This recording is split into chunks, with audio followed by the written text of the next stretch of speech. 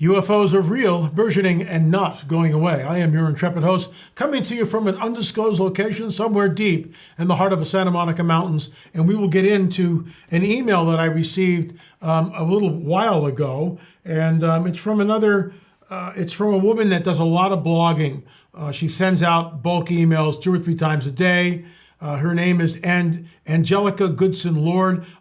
Obviously, I don't agree with a lot of what she says, but this is really interesting, and I will weigh in on it. But first, a word from our trusted sponsor. If your New Year's resolution is about health or fitness, you're not alone. A recent study reveals 50% of Americans want to control their weight this year. That's why myself, along with thousands of people, are starting to use this magical supplement to help control our weight. Folks, I take it in the morning and then I take it in the evening.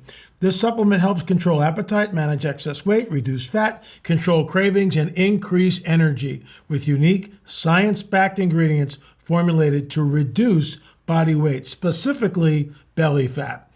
Boy, oh boy. You can experience the incredible benefits of a supplement at an exclusive 51% discount. Plus, get 5 free bonuses now by going to www.trimwithla.com. Once again, www.trimwithla.com. Folks, I take it every day, and I am seeing results. So this is the title of her article, What Does the Public Know About Aliens That Can Be Trusted? She continues, I could make this a very long article. Here it is in a nutshell. The public is very confused and often makes a lot of connections and statements about aliens that are not correct because they do not do their homework and simply pass on what the gossip mills are saying. So yes and no to that. Most people within Christian circles know nothing about the abduction phenomena, cattle mutilations, just the UFO phenomena, folks, is very deep, very nefarious in my opinion. And this is why we created 8 films which are available right now. I watched 9 last night with my wife, Peggy. Gil Zimmerman, my business partner, sort of put the final touches on it. That'll be released probably the end of March. I think you'll find it very, very interesting. The title of that is, What is the Truth? And that's why I'm reading this paper. It sort of foreshadows where we're going to go with number 9 in the film series, What is the Truth? Number 10 is a bonus DVD, but I digress. Let's continue. All alien abductions have one thing in common, and that is that the R2-D2 C3PO gray boots on the ground aliens engage in tampering with the human reproductive system and in tweaking human DNA. So she's kind of tongue-in-cheek here, talking about R2-D2, C3PO, the robotic. What she's talking about, of course, is the grays. Now, I've said this before, and I'll say it again. This is conjecture, but I truly believe that the grays are avatars. They are biological suits created by the dark side to house the disembodied spirits of the Nephilim destroyed in the flood. Let me walk you through that. Genesis 3:15, the seed, the offspring of a dragon, will be at war with the offspring of the woman, right? He will crush the dragon's head, you'll bruise his heel. That he is the Messiah, the Mashiach, the one coming from the seed of the woman. 3 chapters later in Genesis 6, the whole world is basically stood on its head. The Nephilim are on the earth in those days and also afterwards. When the sons of God, the fallen angels, saw that the women of earth, human women of earth, were beautiful, they took wives, plural. This is why I wrote the book Countermove, how the Nephilim returned after the flood. There was a second, third, fourth incursion. They continue to do it. Here's the deal. The Nephilim are soulless. The Nephilim are the product of fallen angels and human women, commingling the seed, Genesis 3:15, creating the Nephilim. When the flood happens, they become the disembodied spirits, i.e. demons that roam the earth. A demon must inhabit something in order to manifest, whether it's a person or an animal or an object. There are demonized objects. So the enemy, the dragon, knows this. And in my opinion, once again, conjecture, this is why he created these avatars, these grays. The demons can inhabit the bodies.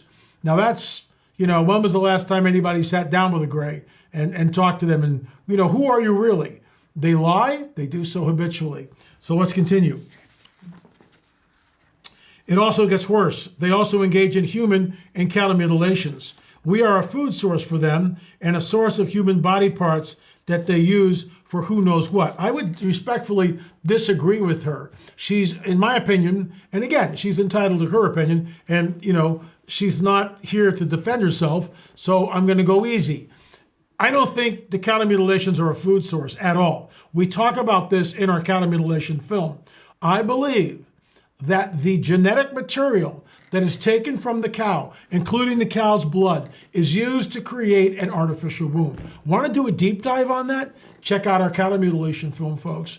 That's number 6. It'll blow your mind. It's the darkest film I've ever worked on and exposes a very nefarious agenda. She is right. Humans are also mutilated. This is a very dark, dark subject.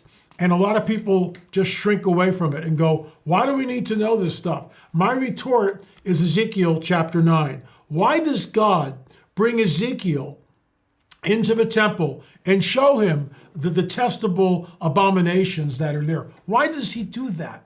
God knows. God knows. And at some point, when Jesus returns, all this is going to flip. This isn't going to go on forever. Trust me. Let's continue. So then she talks about Art Bell, talking about the cattle mutilations. And it might be probably from Linda Moulton Howe, who I remember watching this years ago, absolutely years ago, and was completely freaked out by her incredible video.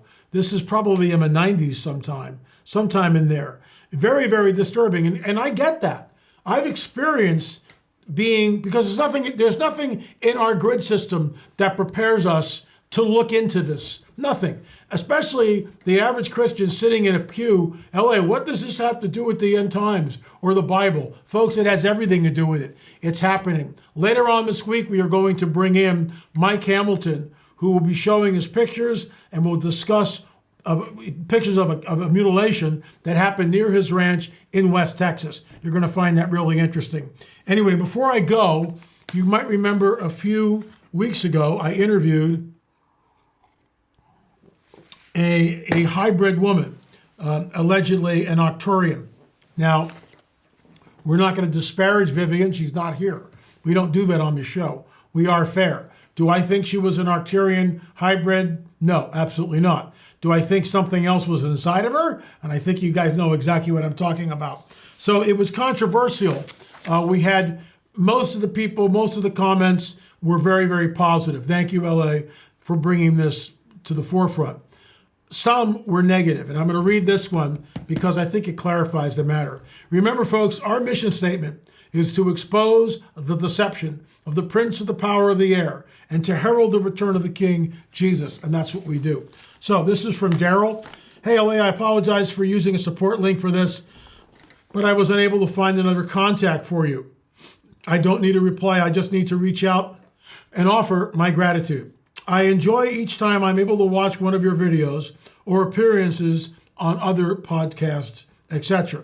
But I had strong apprehensions about the interview with the hybrid woman, since I had no interest in listening to a tall tale that someone has imagined. I, too, am a subject of and a child of God Almighty and His Son, my King Jesus. While I could hardly watch the beginning, you stood your ground and said all the things I was saying to my TV. Thank you for politely standing on the rock of the gospel. I appreciated that interview more than any other video I've seen. So, I get it. Some people quit our channel because they didn't like the content. They wondered why I was allowing this on the content. I'll say it again. Our mission statement: to expose the deception of the prince of the power of the air and to herald the return of the King, Jesus. Thanks so much for watching. By the way, folks, I will be at the Prophecy Watchers Conference in Orlando. It is sold out, but guess what? You can go to prophecywatchers.com, sign up for the live streaming. You get 6 months to watch. There's some amazing speakers there, amazing speakers. I will be speaking on Friday night. No, I think Friday afternoon before the lunch break, and then Saturday, right before Billy Crone closes Saturday night.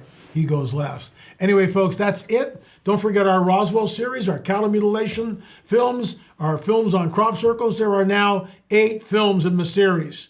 8 films. And it's a deep dive. Go to streaming.lamarzulli.net, streaming.lamarzulli.net. What are you waiting for? Avail yourself of this incredible information. Thanks so much for watching. Remember, UFOs are real, burgeoning, and not going away.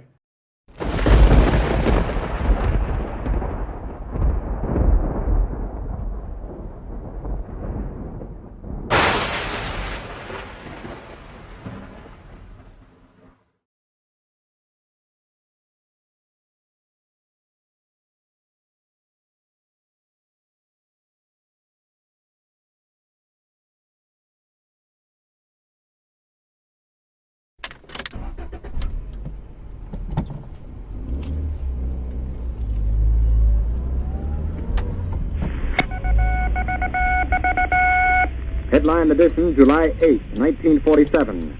The Army Air Forces has announced that a flying disc has been found and is now in the possession of the Army. Army officers say the missile, found sometime last week, has been inspected at Roswell, New Mexico, and sent to Wright Field, Ohio, for further inspection. Late this afternoon, a bulletin from New Mexico suggested that the widely publicized mystery of the flying saucers may soon be solved. Army Air Force officers reported that one of the strange discs had been found and inspected sometime last week. Our correspondents in Los Angeles and Chicago have been in contact with Army officials endeavoring to obtain all possible late information. Joe Wilson reports to us now from Chicago. The Army may be getting to the bottom of all this talk about the so-called flying saucer. As a matter of fact, the 509th Atomic Bomb Group headquarters at Roswell, New Mexico, reports that it has received one of the discs which landed on a ranch outside Roswell.